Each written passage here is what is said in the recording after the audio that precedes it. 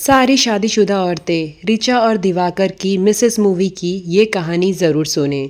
तो यहाँ पर रिचा और दिवाकर की होती है अरेंज मैरिज।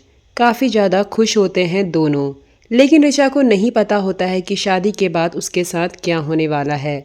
जब रिचा शादी करके अपने ससुराल पहुँचती है तो उसे काफ़ी कुछ चीज़ें अलग दिखाई देती हैं। जैसे कि उसको दिखता है कि हर जगह यहाँ पर जो घर के पुरुष हैं, आदमी हैं, उनको आगे रखा जाता है। चाहे वो खाना खाने के समय हो, चाहे उन्हें कहीं जाना हो, उन पुरुषों को हर समय औरतों की ज़रूरत होती है, अपने रुमाल ढूंढने से लेकर अपने सॉक्स ढूंढने तक। तो रिचा को ये कहीं ना कहीं अजीब भी लगता था।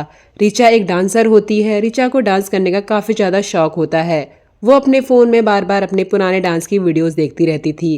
वहीं पर रिचा की सास भी रिचा की तरह काम में लगी रहती थी और वो अपने पति यानी कि रिचा के ससुर को टाइम टाइम पे खाना देना, उनकी हर ज़रूरतें पूरी करना, ये सब किया करती थी। और रिचा भी धीरे धीरे ये सारी चीज़ें सीख रही थी। वो भी अपने पति को सुबह ऑफिस के लिए तैयार करना, उनका नाश्ता लगाना, सारी कुछ चीज़ें करती थी। और नाश्ते के समय भी रिचा के पति और रिचा के ससुर पहले खाना खाते थे, उसके बाद रिचा की सास और रिचा खाना खाया करते थे। और यहाँ पर अब रिचा चाहती है कि वो इंटरव्यू दे और डांस टीचर बने, लेकिन उसी समय रिचा की जो सास होती है उनको अपनी बेटी के घर जाना पड़ जाता है क्योंकि उनकी बेटी प्रेग्नेंट होती है। तो यहाँ पर जो रिचा की सास है वो रिचा को सारा घर का काम बता देती है कि उसको इस तरीके से सारे काम करने हैं, इस तरीके से अपने ससुर और अपने पति का ख्याल रखना है। अब यहाँ पर रिचा बच जाती है। रिचा हर मुमकिन कोशिश करती है कि वो अपने पति को भी खुश रख सके और अपने ससुर जी को भी, लेकिन उसके ससुर जी काफ़ी ज़्यादा नखरेबाज टाइप के होते हैं।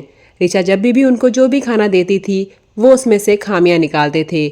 यहाँ तक कि रिचा वीडियोस भी देखती है कि वो किस तरीके से अपने ससुर के लिए खाना बनाए, कैसे उनको वो खाना पसंद आए, लेकिन उसमें भी रिचा के ससुर उसमें खामियां निकालते थे। अब रिचा काफ़ी ज़्यादा परेशान भी हो गई थी क्योंकि उसे लगता था कि वो अपनी ज़िंदगी जी ही नहीं पा रही है। और एक दिन रिचा का पति और रिचा की दोस्त के घर जाते हैं। वहां पर रिचा ने थोड़ी ड्रिंक कर ली होती है तो रिचा नशे की हालत में बोल देती है कि मैं तो अपने ससुराल में नौकरानी की तरह हूँ, मुझे तो बस नौकरानी की तरह रखा जाता है।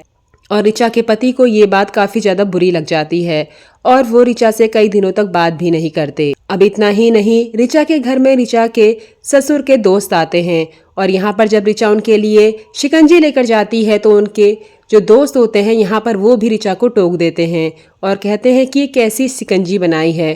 जो रिचा को कहीं ना कहीं वो कुछ कर भी रही थी तो उसमें भी उसकी खामियां निकाली जाती थी, कभी उसे अप्रिशिएट नहीं किया गया। अब रिचा ने ठान लिया था कि उसको डांस टीचर बनना है, तो वो तैयार होकर जाने ही वाली होती है तो रिचा के ससुर उसे टोक देते हैं और कहते हैं कि तुम्हारी जो सास है उन्होंने भी पीएचडी करी थी, लेकिन उन्होंने अपने घर को संभालना पहले समझा, तो तुम्हें भी वही करना है। तो यहाँ पर फिर से रिचा इंटरव्यू देने नहीं जा पाती और रिचा का पति तो उसको वैसे भी सपोर्ट नहीं करता था। वो कहता था कि तुम ये जो अपने दिमाग में चल रहा है इंटरव्यू का, जॉब का, ये सब छोड़ दो। अब रिचा ये सब सह रही थी। फिर एक दिन क्या होता है कि रिचा के ससुर का बर्थडे होता है और उस दिन काफ़ी सारे लोग घर में मौजूद होते हैं, मतलब कि रिचा के जो ससुर के फ्रेंड होते हैं वो लोग आ जाते हैं और यहाँ पर रिचा की सास भी नहीं होती।